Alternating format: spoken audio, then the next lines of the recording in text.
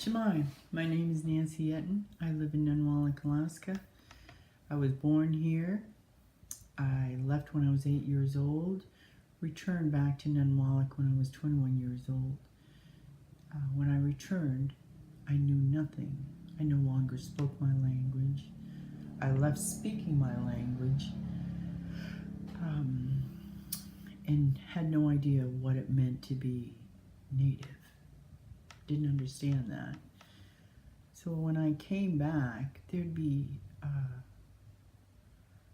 beautiful language being spoken throughout the community. You could hear this in every household you went to. It was beautiful. The music clicks in the back of the throat talking, and pretty much a lot of the elders that spoke it.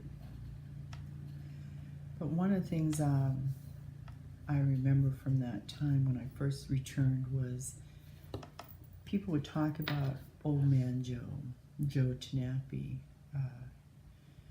and the things he would do. He was one of the greatest hunters in the community.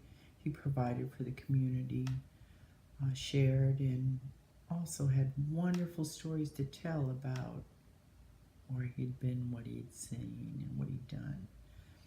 But the one thing that was talked about when I first came here was that he danced.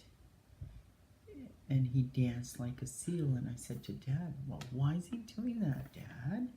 And Dad said, I don't know, he just does it. This is what he's done. I says, I want to see this. I was so curious. Dad says, okay, I'll let you know when the next time he comes to the house and he's going to dance. And I said, okay. So my sister, a little sister of mine, came running up to the house one day and she says, Dad said, hurry up, come down. I says, why, what's going on? And she said, Joe's gonna dance. And I says, oh, okay.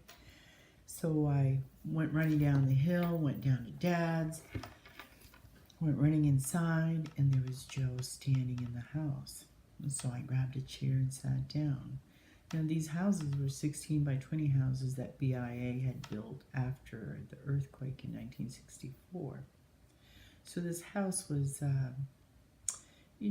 not lit up very well. Joe was kind of standing in the back towards the wall where it was a little bit dark in there. And I noticed, this is Joe Tanape standing there. And somewhere in the back or somewhere in his mind, he could hear the drums. And you could see him composing himself to dance. Then he started moving. And from that beginning, it was so phenomenal to see how he became the seal, that he danced to honor this animal. He no longer was Joe Tanape. His body moved a certain way. His head moved a certain way. His body became a seal, the way he pulled himself together. And it gave me the chills as I watched him perform, all on the left side of my body. It brought tears to my eyes, and I had no idea what these emotions were, had no idea what he was doing. But I knew he was no longer Joe Tanape standing in front of me, and he danced, and he performed. And just for mere seconds in time in life, I was able to look back in time to see what our ancestors did. It was beautiful. He gave me a gift that I would walk forward with, to be able to look back now and then, to see him perform this beautiful dance. I couldn't believe it. I wanted to ask him questions. I wanted to talk to him. But I also was in fear of him, because as children, he was the disciplinarian that many of our parents would say, if you don't listen, we're going to go get Joe. So we were made to feel a little bit intimidated by him.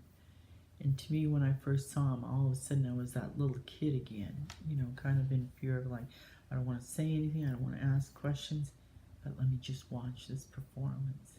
It was beautiful. It was so beautiful. I'm so thankful every time I think of the seal dance, of how he gifted me to be able to see that.